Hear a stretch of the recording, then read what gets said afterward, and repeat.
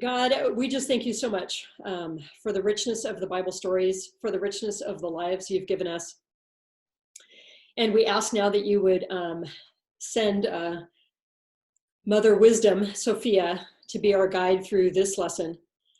Hard to understand, and yet we know you have a word to speak to us today. So I thank you for everyone who has gathered here and for the rest of our group that isn't able to be with us.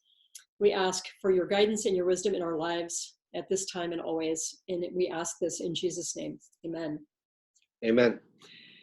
Okay, so we will do the standard format for the lesson today. And I want to tell you a couple of things before we get started. So one of the problems with a bunch of Christians studying the Hebrew Bible, like Genesis, is that it's hard for us to remember that there wasn't Jesus as a person when this was written or in the understanding of these people at all. And so we tend to want to conflate the two stories and read Jesus into these ancient texts. And although we can certainly draw analogies from the text, maybe not so much in today's story, but in other stories, we always want to be very careful that we don't read the Hebrew Bible through a Christian lens without at least acknowledging that we do it, if that makes sense. Like, we can't just take off our Christian glasses, but we can at least acknowledge that we read everything with this bias, okay? And so today, as I was doing my standard research and reading all these books, I realized that how Jewish, how just very Hebrew this story is, and I couldn't even pronounce one of the words that the commentators was using. And so I texted my friend, Elizabeth Goldstein, Rabbi Elizabeth Goldstein, who teaches at Gonzaga. And I said, hey, do you have a second? And she said, sure, call me. So I just got off the phone with her at 5 of 6. And all I wanted to do was ask her how to pronounce this word in Hebrew. And Rabbi Goldstein is a lesbian woman who is married to another lesbian, Jewish woman who teaches, I believe, at Gonzaga as well. I think she teaches philosophy. And so I have invited Rabbi Goldstein to be a part of our conversations going forward. And so if you notice, I added her to the Facebook group and you're wondering why I added a rabbi, it's because even though she's not a Christian, she is a Jewish person and a Jewish scholar who can help us as we read through Jewish texts like Genesis, and if we decide to do Ecclesiastes. So I learned how to pronounce a word today from an actual rabbi in preparation for today's lesson. So there's that. Cool. That's cool. That word is? Vayomer, which doesn't it? come up in your reading, but it comes up in the descriptions of the reading. How do you say it again? Write this down. It's Wayyomer.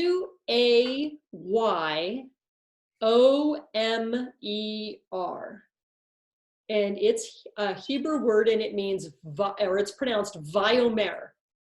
Vayomer. So like oy vey, Yes. Vayomer. Yes. Gotcha. Okay. And it means, and God said. Or and he said, or and they said. It's and I am said. And it was said. Basically what it is it's a literary tool that has another meaning behind it. And so as we read through, we're going to get to that section at the end that says, and God said, and it says that a lot. And then I will explain why it does that. Okay, so this is what we do. We start with a prayer. I prattle on for a while, and then we read the scripture together. So who wants to start us off? Tonight is a broken up section. We start in chapter 6. We skip chapters 7 and 8, and then we read part of chapter 9. So put a finger in chapter 9 because we're going to start in chapter 6. Okay? So who wants to start us off in chapter 6? Somebody start reading a paragraph or two, and then stop, and somebody else will pick it up. I volunteer Mike. Kelly, we don't volunteer our friends. Thank you for volunteering. Kelly, you may start. Well, he never volunteers. Okay. Very good. The Lord saw that the wickedness of humankind was great in the earth, and that every inclination of the thoughts of their hearts was only evil continually. And the Lord was sorry that he had made humankind on the earth, and it grieved him to his heart. Wow. That's not in the Bible, but. So the Lord said, I will blot out from the earth the human beings I have created, people together with animals and creeping things and birds of the air, for I am sorry that I have made them. But Noah found favor in the sight of the Lord. These are the descendants of Noah. Noah was a righteous man, blameless in his generation. Noah walked with God. And Noah had 3 sons, Shem, Ham, and Japheth. Okay, somebody else. I'll go. Now the earth was corrupt in God's sight and was full of violence. God saw how corrupt the earth had become, for all the people on earth had corrupted their ways. So God said to Noah, I am going to put an end to all people, for the earth is filled with violence because of them. I am surely going to destroy both them and the earth. So make yourself an ark of cypress wood, make rooms in it, and coat it with pitch inside and out. This is how you are to build it. The ark is to be 300 cubits long, 50 cubits wide, and 30 cubits high. Make a roof for it, leaving below the roof an opening 1 cubit high all around. Put a door in the side of the ark and make lower, middle, and upper decks. I am going to bring floodwaters on the earth to destroy all life under the heavens. Every creature that has the breath of life in it, everything on earth will perish. But I will establish my covenant with you, and you will enter the ark, and you and your sons and your wife and your sons' wives with you. You are to bring into the ark 2 of all living creatures, male and female, to keep them alive with you. 2 of every kind of bird, every kind of animal, and of every kind of creature that moves along the ground will come to you to be kept alive. You are to take every kind of food that is to be eaten and store it away as food for you and food for them. Noah did everything just as God commanded him.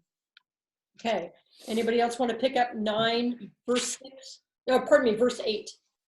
Then God said to Noah and to his sons with him, I now establish my covenant with you and with your descendants after you, that every living creature that was with you, the birds, the livestock, and all the wild animals, all those that came out of the ark with you, every living creature on earth. I establish my covenant with you. Never again will all life be destroyed by the waters of a flood. Never again will there be a flood to destroy the earth. And God said, this is the sign of the covenant I am making between me and you and every living creature with you, a covenant for all generations to come. I have set my rainbow in the clouds, and it will be a sign of the covenant between me and the earth.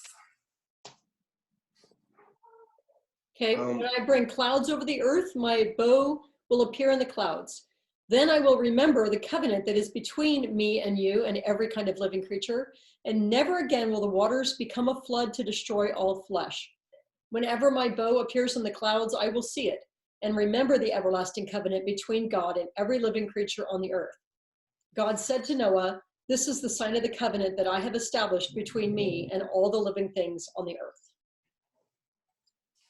Okay, so what do you think? What was your... That's awesome. What did it say? Oh crap, is that right? That's awesome. So what do you think? So our lesson plan wants us to read it and then just kind of sit with it and then read it again and write our thoughts on it. So what were your thoughts on it? My thoughts are that it's the most obvious of myths in the entire Bible, I think. Well, they're all obvious, I guess. And Noah is what? He's 500 years old when this is starting, when he gets into the ark. Mm-hmm. So I kind of asked myself, What's the point? The point of the story? Yeah. Yep. I mean, granted, there are other religions with the same story in it. So clearly it's a story that has a common theme that people need to know. So here we are trying to talk about what that theme is. Right. I'm glad you brought that up. Not just religions, but like lots of ancient texts that are just a part of the culture of, of the Egyptians or whatever, the ancient Mesopotamians, they all share a similar story of flood. Although in all of the other ones, apparently, the reason for the flood is overpopulation. And in the Hebrew Bible, the reason for the flood is the abundance of evil, not the abundance of people. So that's an interesting Hebrew take on it. Maybe those two things go hand in hand. When there's too many people, everybody gets evil. That's kind of where I went. Resources. So maybe we should be looking for the next flood. Yeah, Well, thanks. it's raining. It's true, it is raining here. It's actually raining here too. Yeah. I'm quick, go get the ark. Honey, get the ark. So Jan, do these other stories, do scholars think they relate to the same flood? Well, here's the question: was there a flood? Well, of course not. Right. So there actually is evidence in Mesopotamia, in this area, of a flood. There's lots of evidence of floods. The land we stand on, wherever you are right now, because it's everything west of Montana, was affected by a great flood. When and I can send you a link to a document.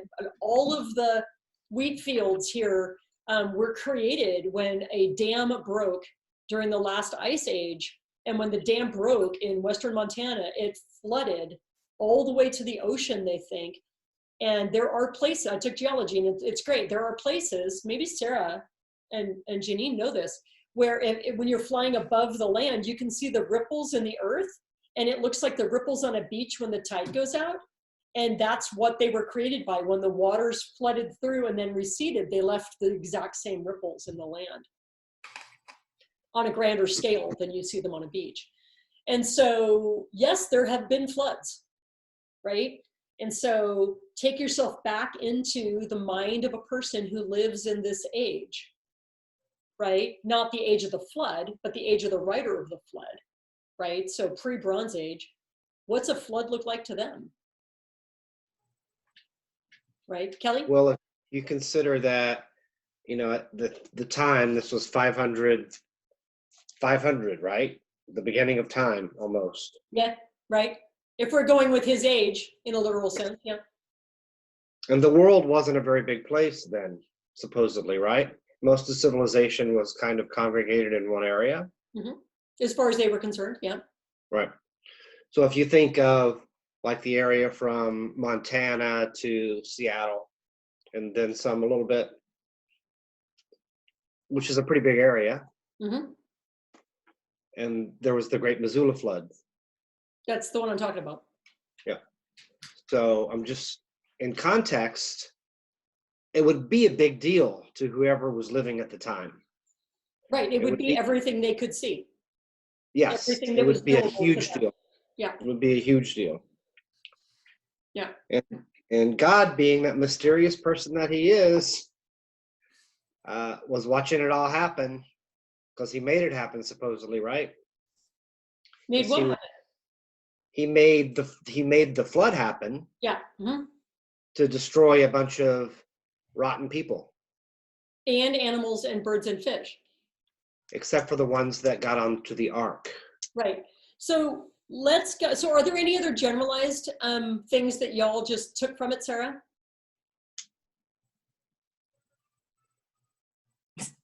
So I'm going to say what I said earlier. So God creates humans in the Garden of Eden and they fuck it up. So he's like, all right, natural consequences, y'all gotta go. And then, the humans fuck everything up again, really bad. And he's like, I'm just gonna control, delete this shit. This is terrible. So he's gonna erase it and reboot it. And so he does that. And then later on, like, we're still screwing everything up. So he's like, well, look, I'll send my only son to die for you and save you. Like, so he keeps doing the same thing over and over again. Like, he's created the system and we keep screwing it up. And isn't that the definition of insanity, to keep doing the same thing over and over again and expecting different results? And if this were me in a relationship with somebody, my therapist would tell me to leave the abusive relationship. So God is in an abusive relationship. Yes. Yeah. Uh-huh. We would be the abuser in this picture. Yes, exactly. Yeah. Yeah. Sarah texted me earlier and she said, God's crazy. And I'm like, well, you can share that with the class. That's fine. You're welcome. But she's not wrong. I mean, here is story number 3 that we've read of God creating a system and the humans messing it up, and then God coming back and what? Destroying everything and saying, tough luck, you lost it? No. Here God comes back again and says, yet one more time, you're going to get what you gave. And I'll go into that in a minute from the Hebrew language. But here's yet another covenant I make with you. Like, I still want to be in relationship with you. Mm-hmm. The other thing I noticed, in all seriousness, when he makes the covenant, it's with us and all the living things. Right. So he values us and everything else that lives equally. Right. And this was a big deal for me, because how many of us were taught that God killed all the people because people sin? Right? Say that again, please. What? So a lot of us were taught in Sunday school that the reason God sent the flood is because people were sinful. Except Noah. But Noah wasn't sinful. Noah was righteous in the eyes of the Lord. So God sent the flood to kill all the evil people. Like, that's what I was taught, right? But God killed the animals for the same reason, and animals don't sin. So is this about human sin, or is this, as one of the commentators said, about corruption, which, yes, can be moralized to mean sin, or can just be, like Sarah pointed out, a disruption of the system that was set up. So those two things obviously go together, but so this is why I love reading the commentaries, because in the Hebrew language, what the people did was corrupt. That's the word.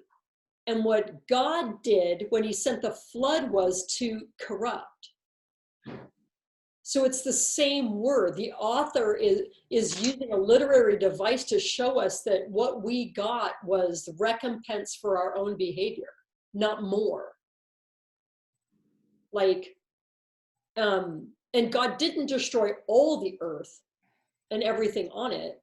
He saved Noah and two of every kind of animal. So we have to wade carefully through words like all. Sarah? Well, if it was the people who were corrupt, then why did God kill all the other animals who didn't do anything wrong? Right. It says all flesh had defiled its way upon the earth. That's 6:12. All flesh, not just all humans. And I was surprised when I saw that. So I don't know that we can moralize that the animals were sinning, but corruption has entered the system. Right? My version says people, not all flesh.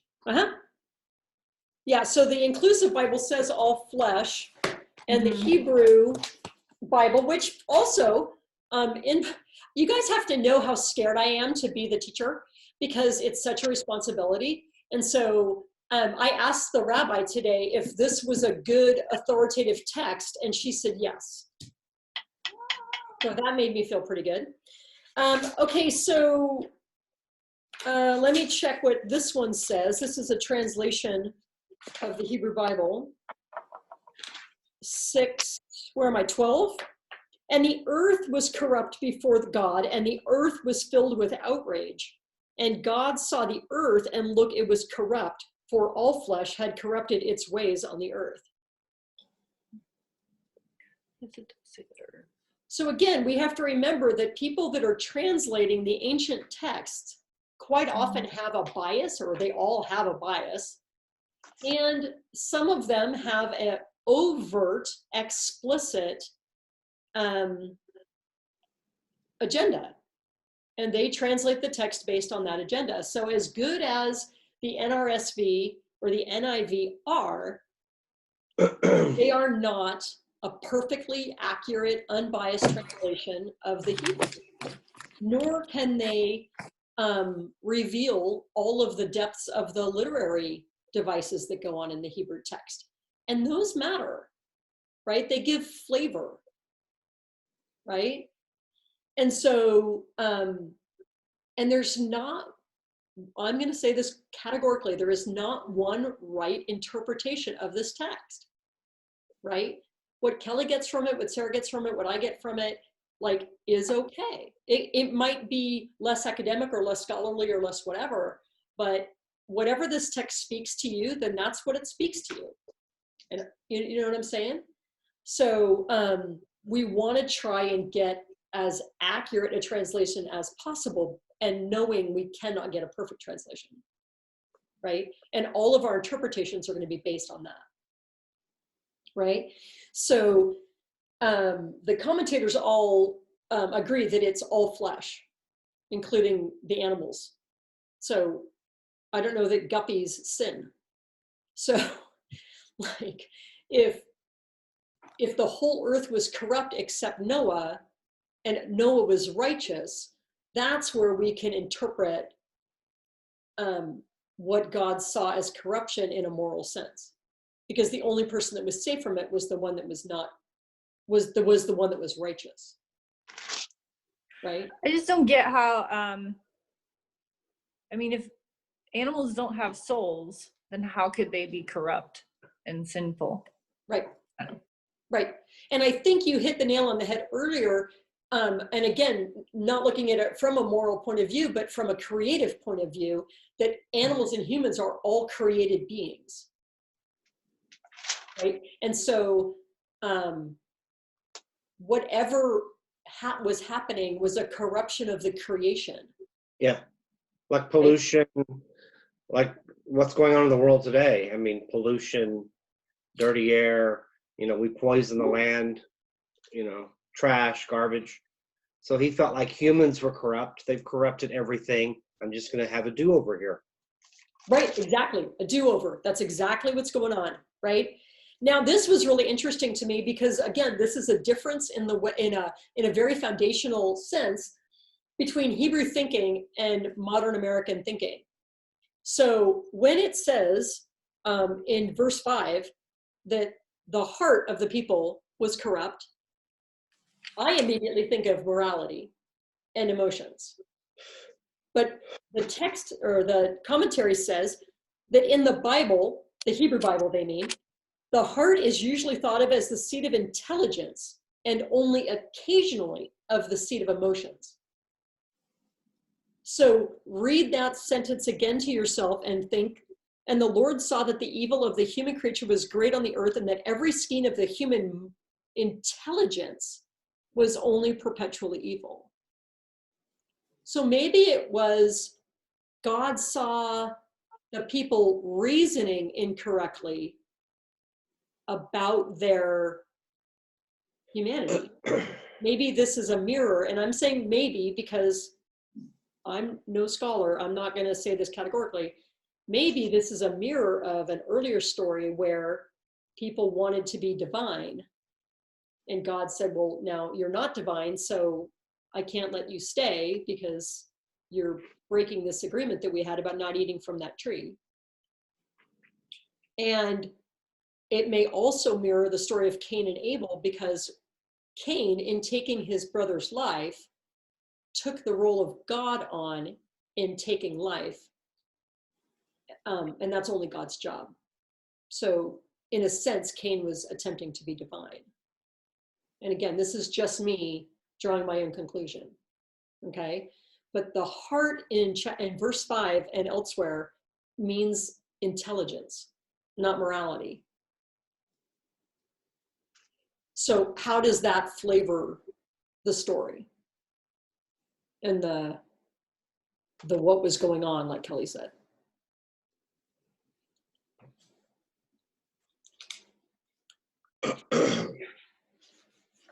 So verse 6 uses the word grieved, and 7. The Lord regretted having made the human on the earth and was grieved to the heart. The word grieved is the same verbal root as the pain Eve would experience in birth and Adam's pain in the work of his hands. It's the same word. So again, we see this Hebrew poetry that the author is taking us back to that story and saying the pain that God said Eve would have in childbearing and the pain that Adam would now have in tilling the earth, that's how God felt. God felt that same pain. Okay, so he wasn't angry, he was grieved. He was in pain, okay?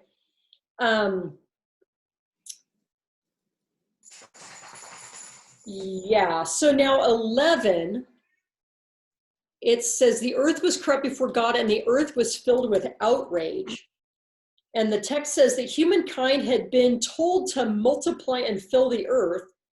But as Sarah said, the proliferation of human population leads to a proliferation of lawless behavior.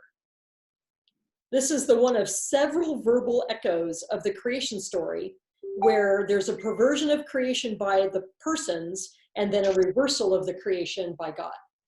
So God created the garden, put the people in it, the people messed it up, God had to recreate, right? And then he had to give Cain a place to go because Cain screwed it up. And now, and yet in the story, like Kelly said, a do-over, another recreation. And 13 through 21 is the longest continuous speech of God so far in the Hebrew Bible. It's very long.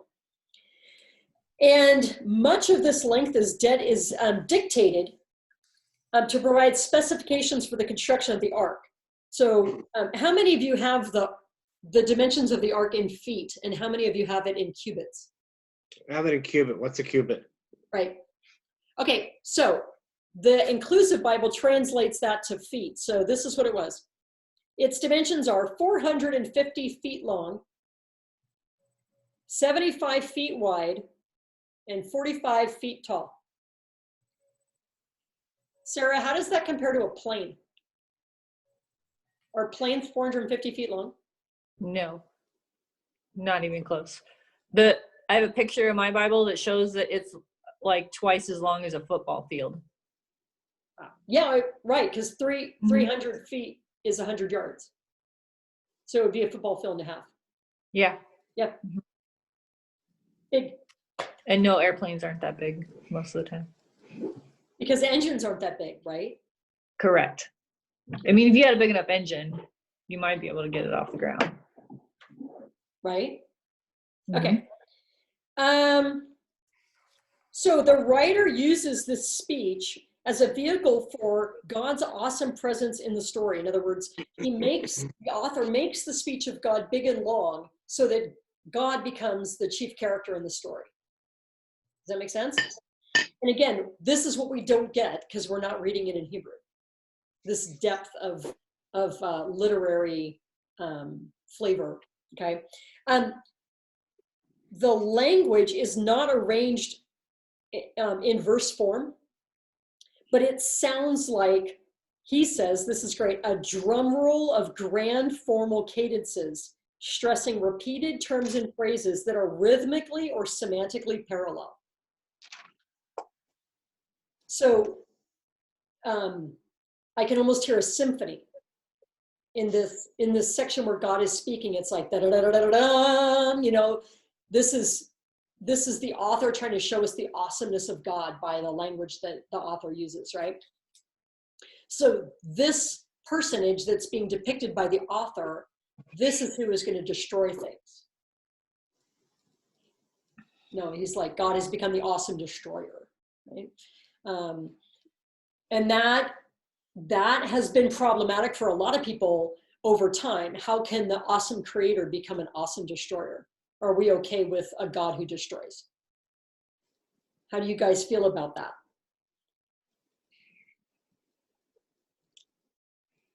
Well, he's the boss.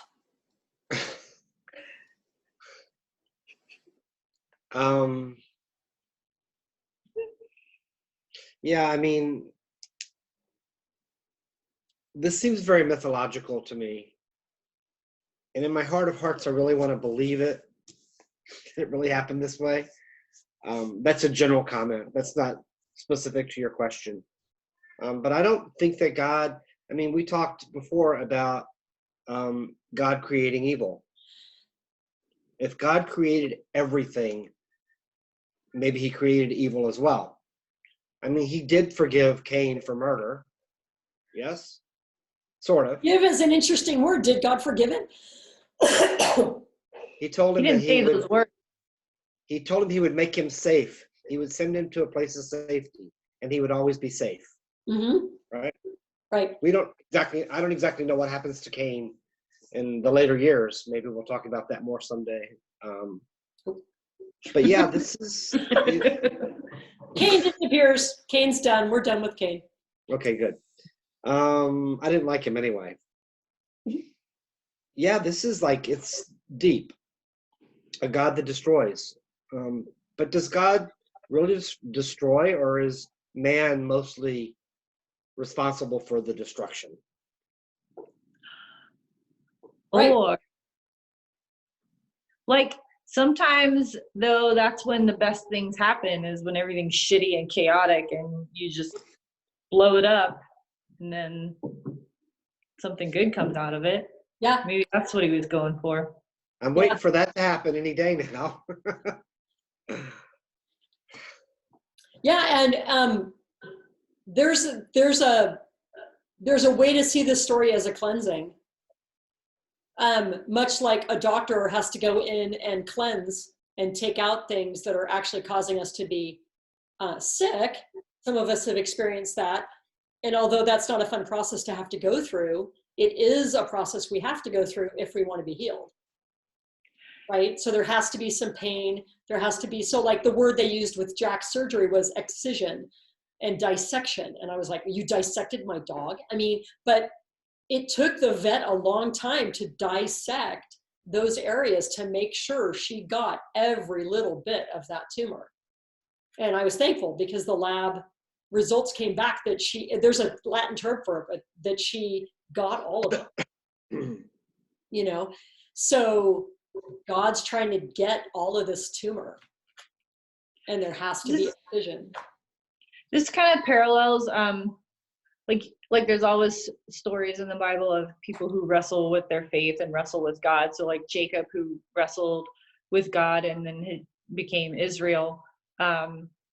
It's almost like the same thing, just on a global scale. Right. Yeah, I see that. Yeah, I see that. Yeah, so again, just to reiterate what I said earlier, in verse 13, the word destroy, the Hebrew verb is identical with the one used 3 times above in the sense of corrupt. And so this inscribes a pattern of measure for measure. The earth was corrupt, so God sent a deluge, a corruption, in order to fix it. As we go forward in Hebrew scripture, I don't know if we'll get to it, but how many of you have heard the term an eye for an eye, right? And quite often it is understood as you took my eye, I get to take your eye, right? It's vengeance. But I preached on that verse. It's at one point years ago. And so I did a lot of research on it. And it turns out that what it is a prescription against vengeance. It's a limitation. Like, if somebody takes your eye, the most you can do is take their eye. You don't get to do worse to them than happened to you. And this, to me, this section here is like a precursor of that idea, that maybe God's trying to teach humanity that you can do like for like, but that's the most you can do. You don't get to just slaughter everybody because they killed your cow. It like prevents escalation. Exactly.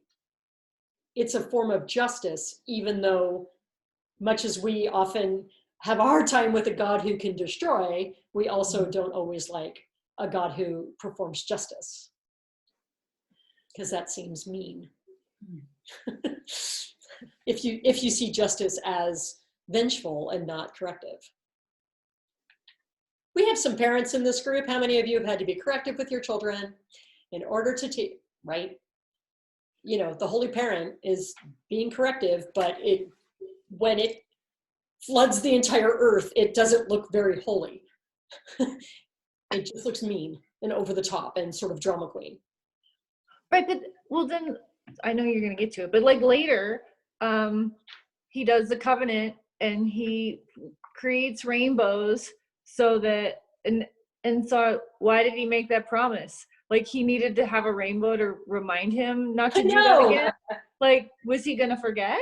That's what I wrote down in my notes. Like, what God's gonna it's gonna slip his mind that he's not allowed to kill us all, and he's gonna be like, oh wait, there's a rainbow. I remember now. And then why did he decide not to do it again? Because he was like, oh, that was kind of over the top. That was bad.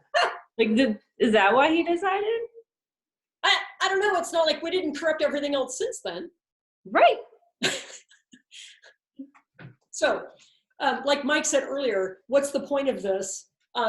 Since every culture has some story like this, there must be some grander truth. So let's keep plodding through and see if any of us find one. So are we good with the first part? Are we ready to move to chapter 9? Yes, no? Yes. Yeah. Okay, chapter 9. So I had to get out the dictionary in order to find the meaning of the word post-diluvian and antediluvian, because this author gets to use all the big words. And diluvian means the deluge or the flood. So post-diluvian is after the flood and antediluvian is before the flood. So chapter 9, it says, God's first post-diluvian speech to Noah affirms man's solidarity with the rest of the animal kingdom. I mean, we continue to be the ones that God speaks to. We don't see God speaking to the animals. But God clearly puts us on the same boat with the animals and equally saves the animals as God saves us. So, and the covenant he spells out, like Sarah pointed out earlier, is emphatically with all flesh and not just humankind. So I don't know, again, I get lost in that. Why does he need to mention that he's making a covenant with birds? Are the birds going to come back to him later and say, wait, you can't kill us all? You know? I think he's I think that he's a very remorseful God at this point. Like he feels he's made a lot of mistakes. He feels very badly about it. That's kind of what I'm seeing here. But, he's going to say, I screwed this up probably with the rest of you people. I'm the only one that can fix it. Now who sounds like Trump? So yeah, there's a big lesson here. I like this story in that it does not give us this pretty Sunday school picture of God. This is a complicated personage that we have to think about and deal with. This is a drama queen who says, "Oh my God, I can't believe that they're that bad. Kill them all." Right?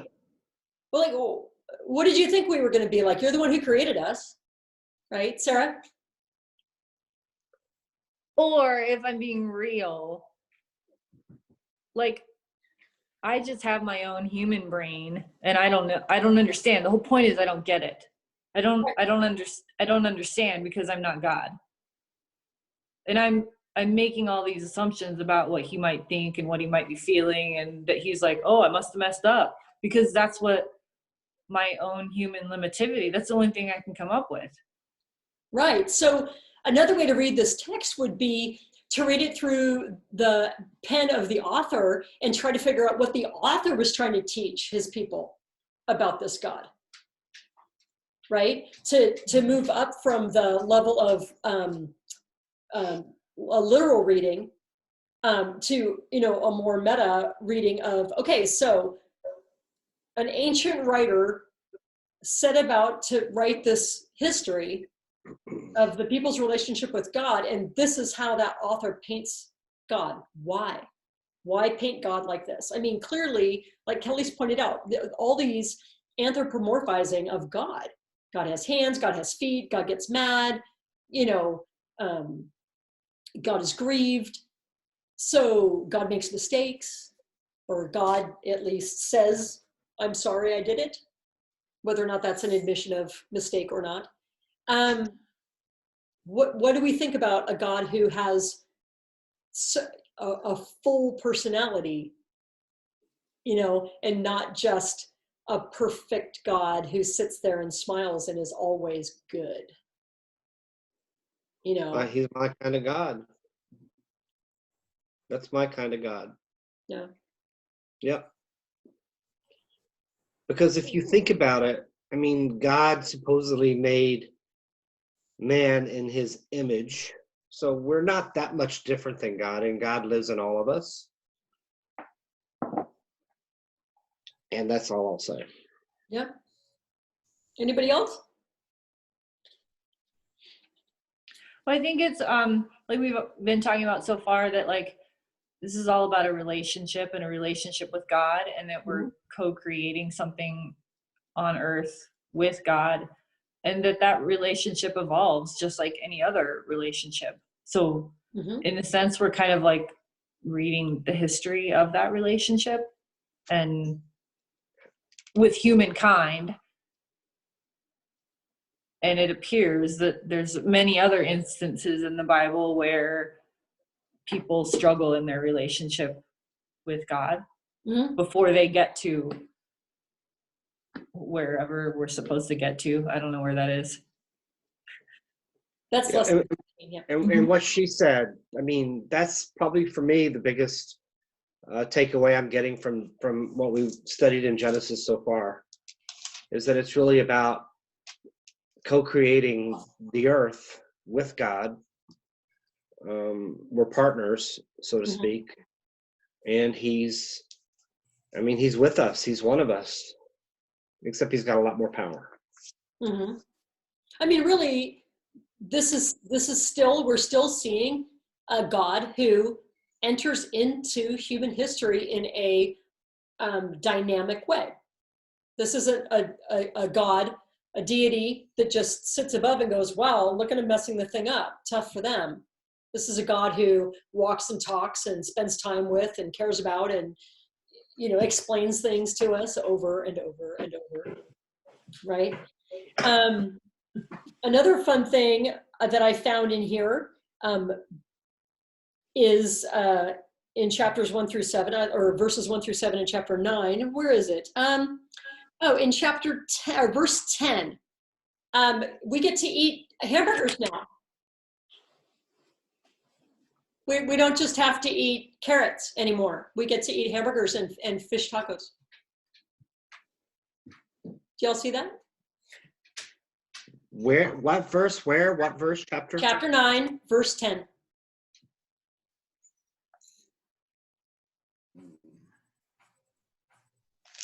Am I wrong? Wait. I don't know. I'm not understanding that. Hang on. Where is it? Verse 10, chapter 9. And with every living my creature. Bad. My bad. It's 3 and 4. Verses 3 and 4. My bad. I'm sorry. Verse 9. Chapter 9, verse 3 and 4. Every moving thing that lives shall be food for you. And just as I gave you the green plants, I give you everything. We eat hamburgers. Only you shall not eat flesh with its life, that is, its blood. So no eating live animals. Right. And this is sushi? You know, kosher, you guys know about Jews need to eat, quote, kosher. We don't kosher. A lot of the thing that a kosher priest has to make sure of is that all of the blood is gone from the meat. Drained. It's got to be drained.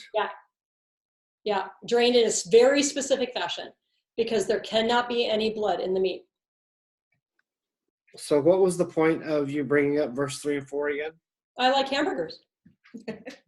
Well, I do too, and I'm hungry. So quit talking about hamburgers. Sorry. Moving on. Okay, so here we go. Sarah will love this part. I know this. This is verse 6. He who sheds human blood, by humans his blood shall be shed.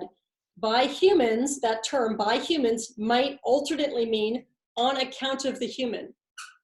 So on account of the human, he who sheds on human blood, on account of the human, his blood shall be shed. In either case, a system of retributive justice is suggested. Okay, so then how come he protected Cain? Did he? Okay, because he's a loving God. But did Cain get off with no punishment?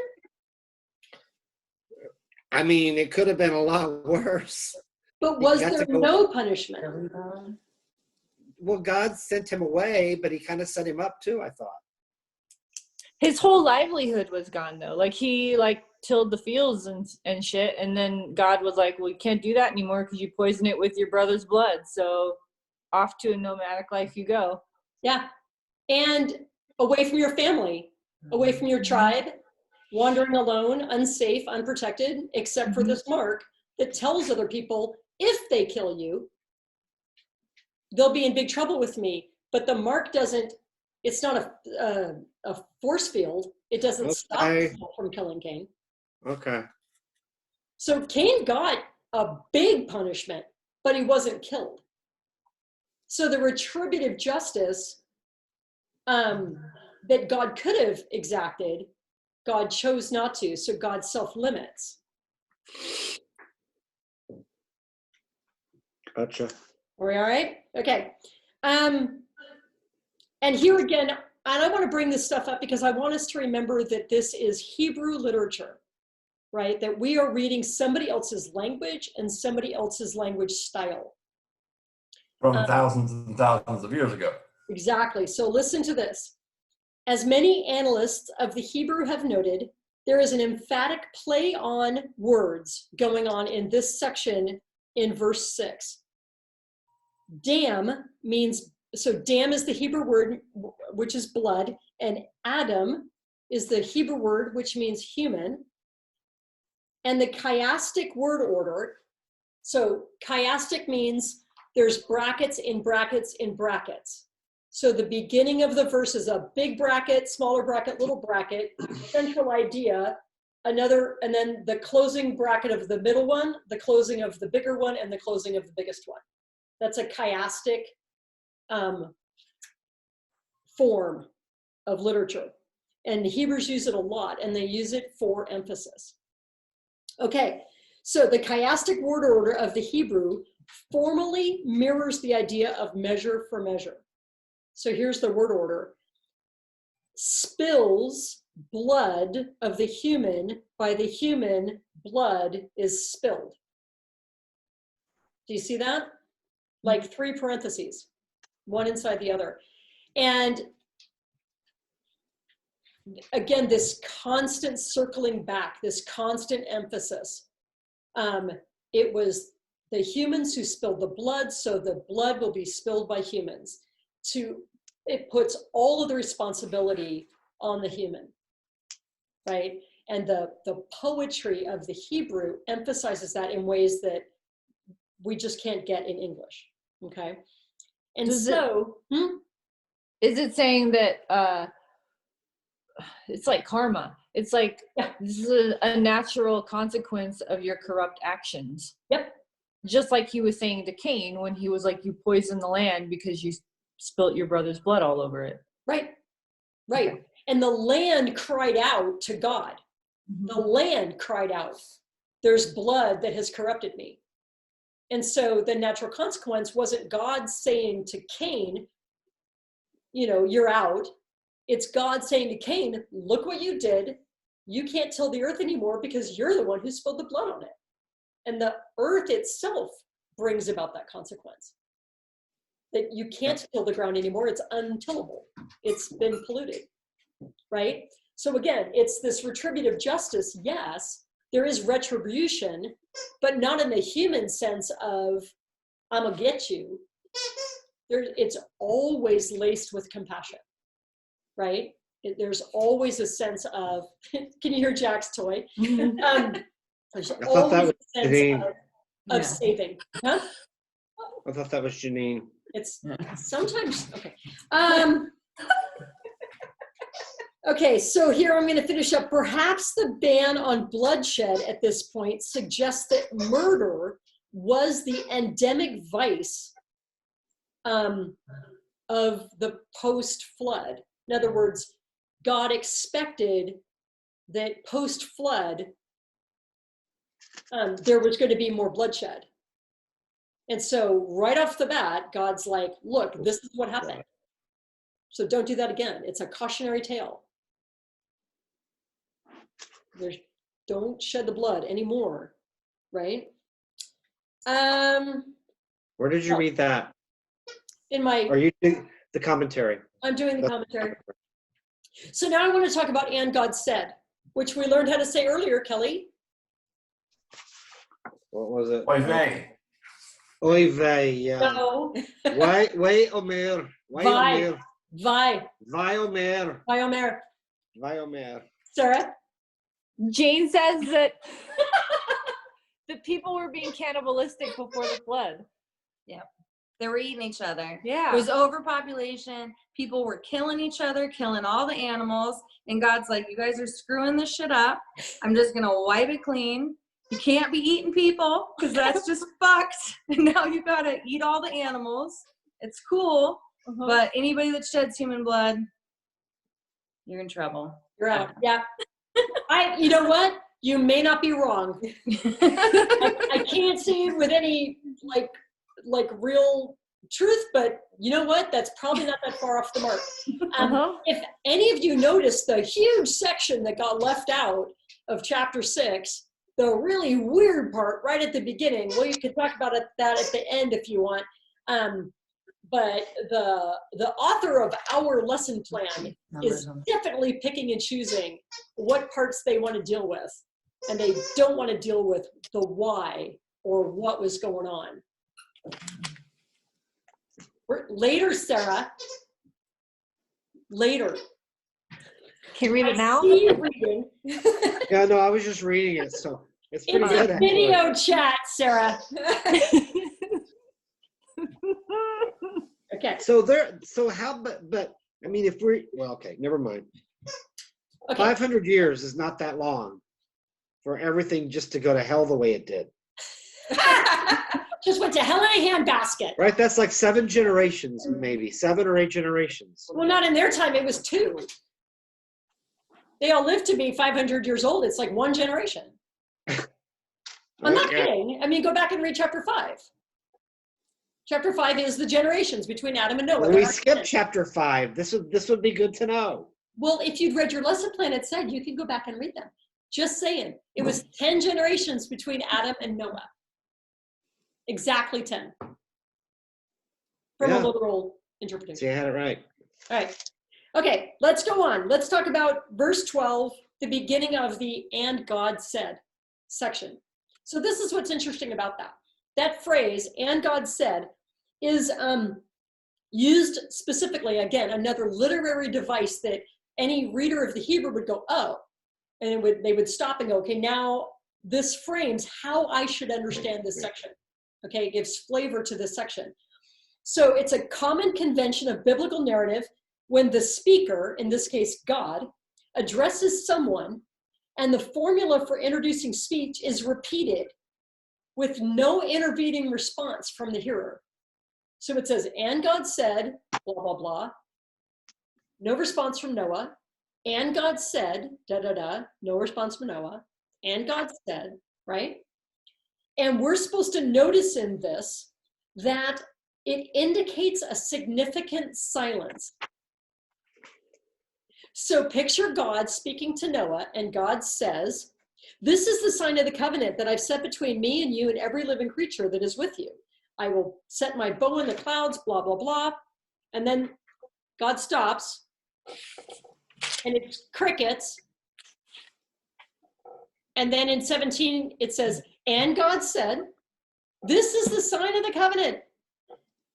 So that each succeeding statement that begins with, and God said, is an expansion on the first, or an emphasis, or like almost like, now listen, pay attention, I'm going to say it again.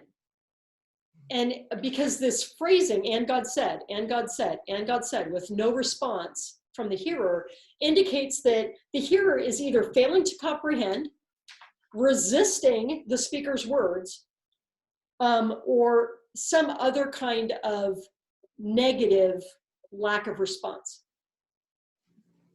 So it's not just God droning on and on. It's not just the authors repeating, and then God said this, and then God said that. There's more to it. It's like God is speaking and Noah's not picking it up. He is not picking up what God is laying down, and God has to say it again. And now he's going to say it again. Because he learned from when he told Adam what to do, and Adam screwed it up. So God's already learned something new, which is you have to be repetitive with these dumb humans. So we're not catching it. Dumbass humans. So this formula is called Vayomer. So Vayomer isn't a strict translation of the word and God said. In this section it is, but Vayomer could also mean and then they said, or and then again it was said. I'm thinking of some of the phrases in the New Testament where Jesus uses the phrase, and it was said, and again it was said. And I'm wondering if it's a use of Vayomer, or at least that same literary convention. Jesus as a Jew speaking to Jews in a way that they would understand as being emphatic. Like, you guys need to listen. Okay, so I like all of this stuff, and I like throwing all this literary stuff in there, and I hope it's not too, off task. But again, knowing that we all come from a very Christocentric viewpoint, I want to hammer it into our heads that this isn't the Apostle Paul writing this. This isn't the Gospel of John, right? These are ancient Hebrew people that have no idea about Jesus when this was written. We can take from these stories and we can say, oh, that's analogous to when this other thing happened in the New Testament, right? Like, it's okay for us to draw conclusions, especially morally or theologically, but it would be incorrect to say that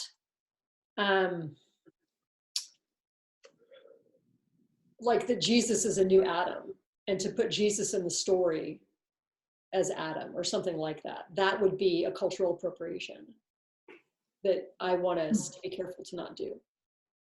Does that make sense? All right. Well, what do you think? I thought the lesson was kind of thin tonight. The lesson plan lesson. What did you think of it?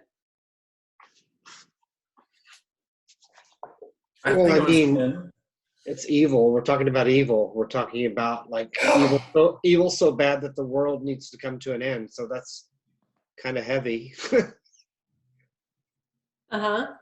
What, Mike, what were you going to say? Well, I find myself wondering, it's all about context again. I'm thinking at the time, the other religions and conventions had the flood story, and they had the concept of a vengeful God, I think. Mm-hmm. Or do they have a concept that differs from the God that's being painted in this story? That's what I'm trying to figure out. And this is a different kind of God. Where's Rachel when you need her? Right. I think Sarah's point is really good. Is the author tried to tell his people about this God, and it's the relationship between the people and God that he's trying to convey. He's trying to convey the character of God, but always in the context of the relationship with the humans. What's the character of this God that we can see through the way God relates to humans, right? And like Sarah said, this relationship grows over time from a very simplistic, God made trees and God made people, to now we see God being regretful. So the personality of God is going to grow and become more complex, just like when you're in a relationship with somebody, after a while, you learn more about them and their personality is revealed to you as more complex, right?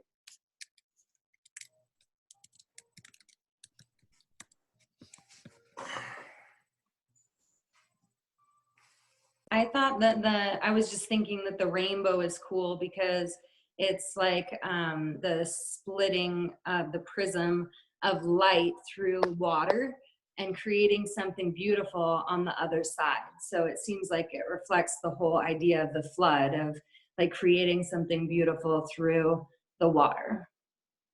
Oh, that's gorgeous. Mm-hmm. That's really good. I mean, water is cleansing and it's also so destructive, Mm-hmm. right? Anybody who's ever had a half an inch of water in their life. Mm-hmm. Like a prism, like a And rainbow. well, Like a rainbow. Mm-hmm.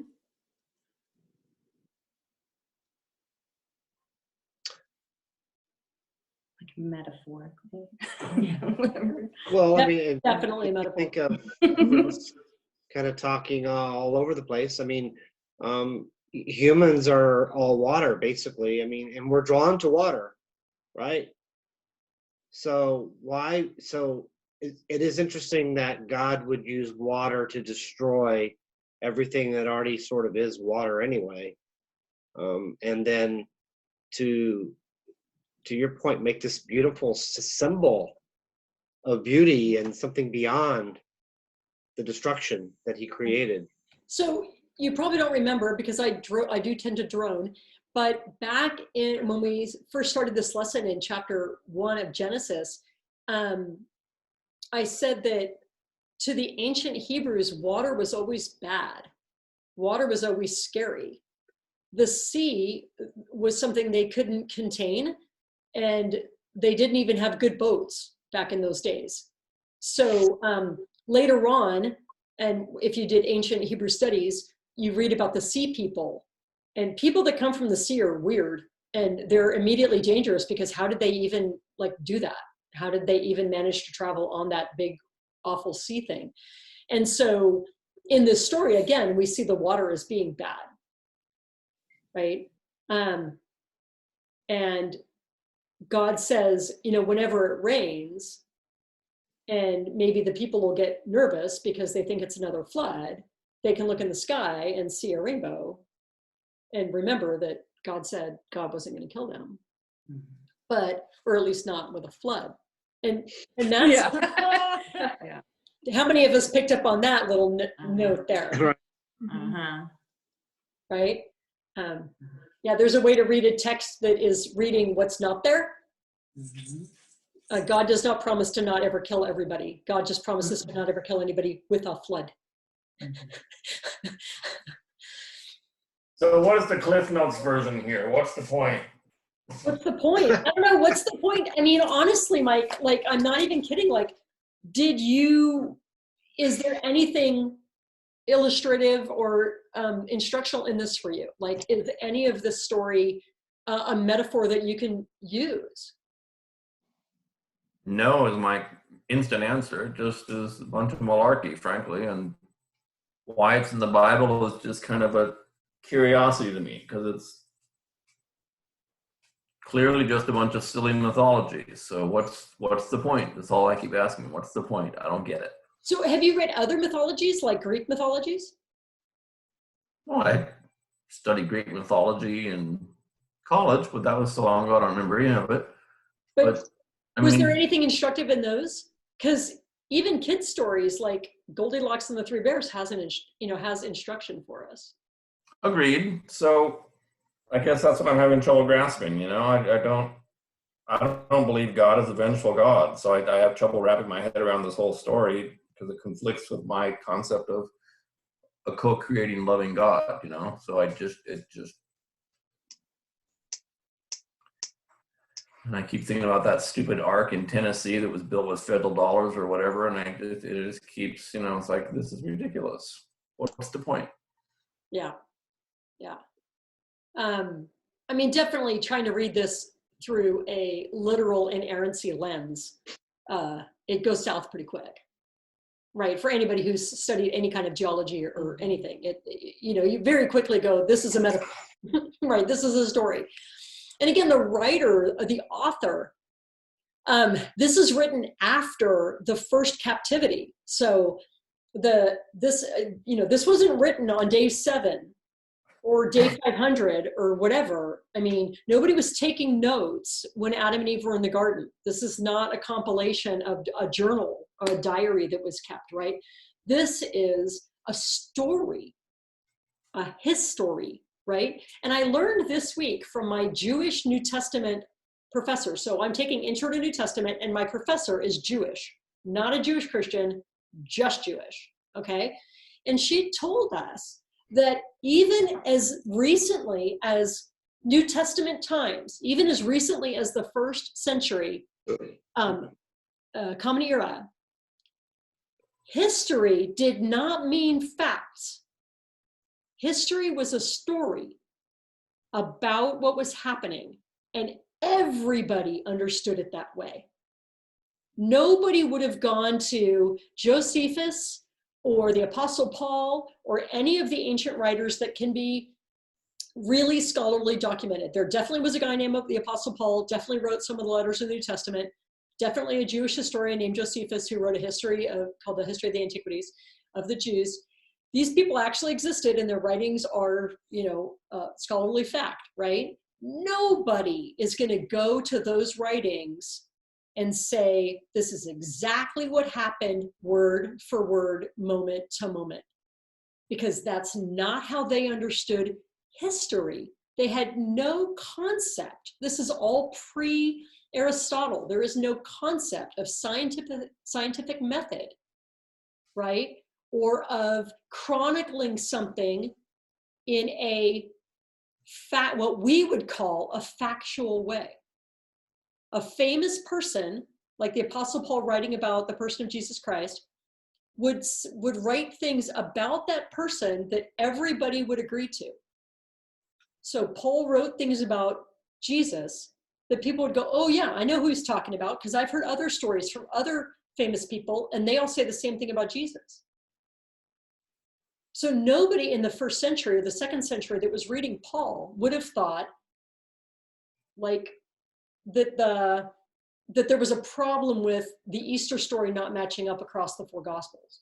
Like nobody in the 2nd century would have had a problem with that, because the meaning of the story was the same regardless of who got to the tomb first. Does that make sense?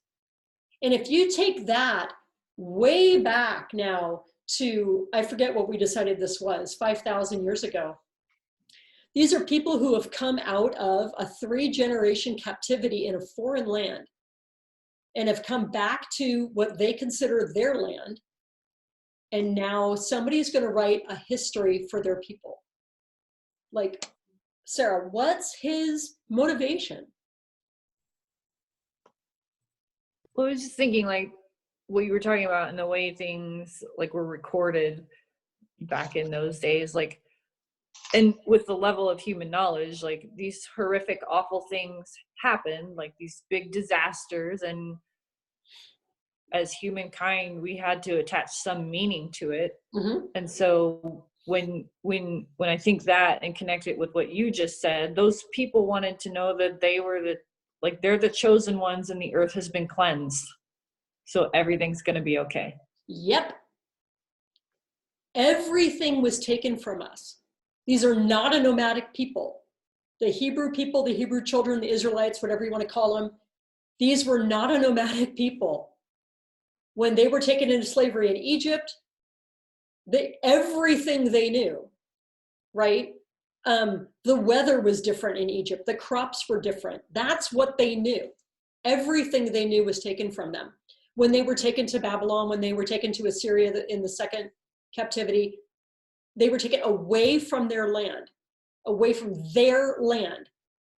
right? That's everything to an agricultural people, to Bronze Age people. We don't know when to plant the crops. It rains in May here, right? Everything is different. They get back to their land. And it's like, God gave us this land forever because God loves us best. And this is why, and this is the proof. Right? Now, are they wrong? That's another whole conversation. Okay? But when you can understand who they were, what they believed, right? Then you can find the motivation in this story. Like, what are we going to tell our kids and our grandkids about COVID-19? How are we going to make meaning? Because humans are meaning-making critters. How are we going to make meaning from this for them? What stories will we tell them? And will they be exactly true 100 years from now? I mean, like Sarah said, humankind goes through disasters of all kinds, natural and human created. And then we have to make meaning from that, right? I mean, we went through a thing called World War II.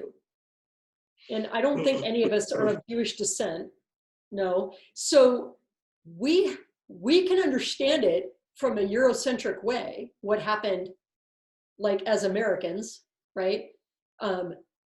But for the Jews living in Israel now, how do they understand what happened in the Holocaust? And what stories do they tell their kids about the why of, trying to make meaning from it, right? So I say all of that just to, again, continually remind us that these are stories, yes, but they're not just stories. I don't think there's any such thing as just a story. Goldilocks and the Three Bears, cautionary tale, still true, right? Still has meaning. There's a point to that story, right? So there are lots of different meanings we can take from this. And it really depends on who we are, what we believe, and where we are in our life right now. I mean, there's not just one right answer here, And I will admit that I have a real problem when the author of our lesson says that God is not immutable. I was raised to believe that God is immutable, which means unchangeable. God does not change. This I can ground my life on. And here's this author, and at least one of the commentators saying, God's not immutable. God clearly changed God's mind. So I struggle with that. I have to try to wrap my head around that. What does that mean for my life if God is changeable? Is that still something I can ground my life on? Is this person still the person that I can trust? So again, like as we get into the study more and more, I'd love to hear from you guys on a personal level more and more. Like, what did this make you think about for your own life? What meaning do you derive for your life, not just for your head?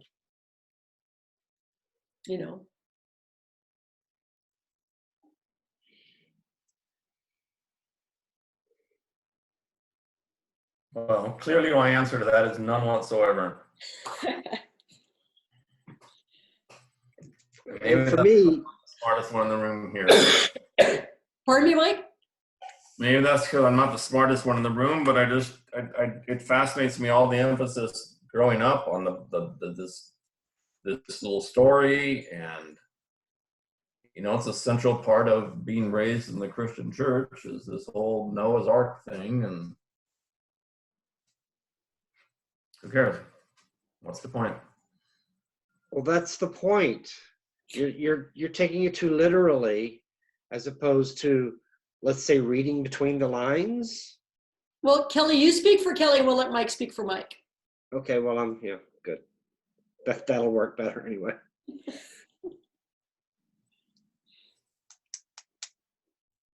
Yeah, it's when I got kicked out of the church for being gay, and I was already a pastor, I was already a reverend, right?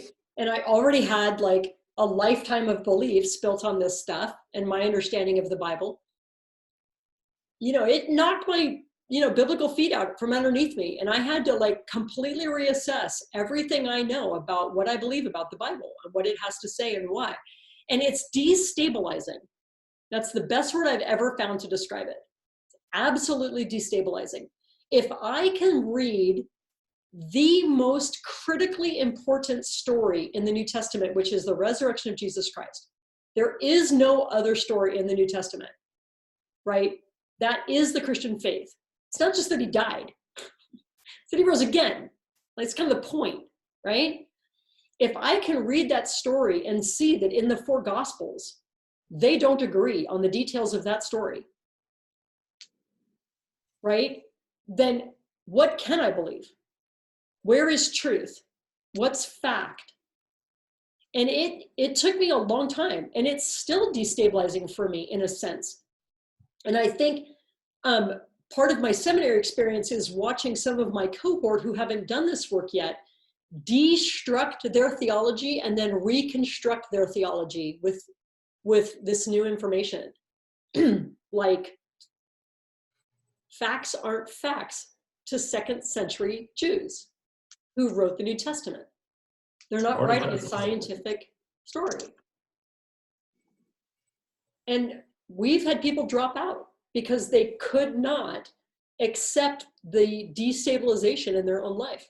They give up. They're like, fine, I'm not a Christian anymore. I don't believe anymore.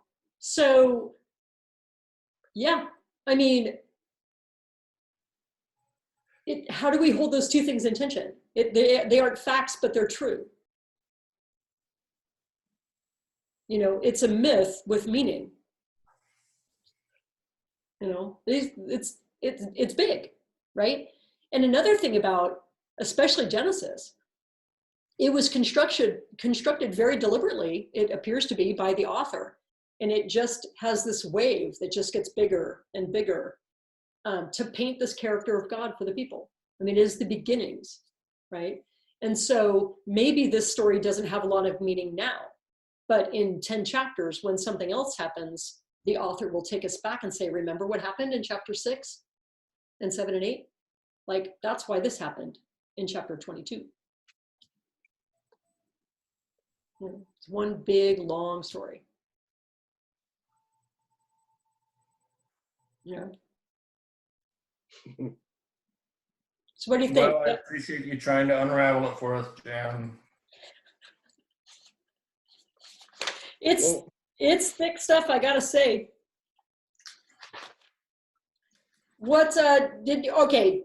Did anybody else think or write anything else that they want to share before we close? Dog is God spelled backwards. That's really the only point. Okay. Hi, Josh. Good dog, Josh.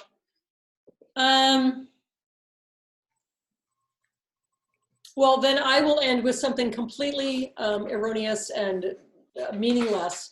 And that is, in our lesson, on the page 24, the very last sentence before the questions, the author says, here God demonstrates an amazing elasticity. And Jan's brain went to The Incredibles and Elastigirl. And now I will forever see God with great big long stretchy arms.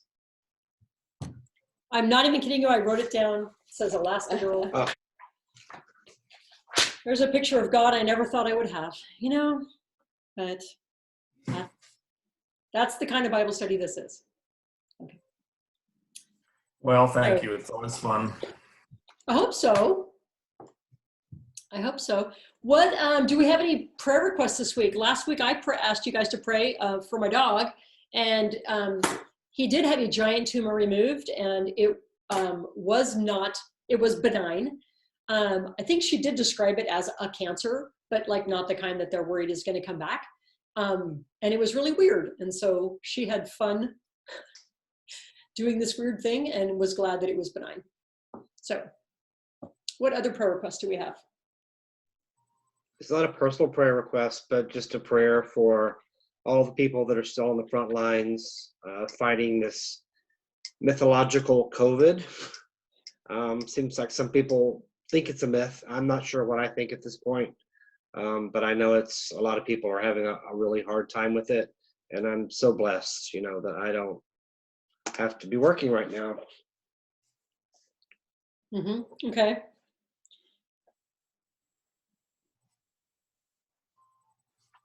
The rabbi I was talking about earlier, Rabbi Elizabeth Goldstein, her father, she's from New Jersey. Her father lives in New Jersey, and he just got out of the hospital with COVID-19. So Wow. she actually lived through that crisis of her father going into the hospital and wondering, and you can't communicate with them when they're in there. But he's out and he's recovering, and he seems like he's going to be fine. And on the other side, if you get a chance to hear the mayor of Las Vegas speak, please listen. I have, actually. No, thank you. Yikes. Born and raised in Manhattan, too. Wow. Yeah. Okay. Any others? No? Yes? Good. All right. Well, let's do something just really Jewish and really embarrassing. So you're going to put your hands like this. You have to put all 5 fingers out, and you have to kind of bend them toward each other. So not straight up and down, but sort of bent in like this. And this is an ancient Hebrew form of blessing. Okay, so bless you all. And you bless me back. And Bless you, Jan. go into the world. Except for don't go into the world and stay away from people. Bye, all. Love you. Bye, Bye. everyone. Love you guys. Thank you, Jan. Bye. Appreciate it. Bye. Bye-bye.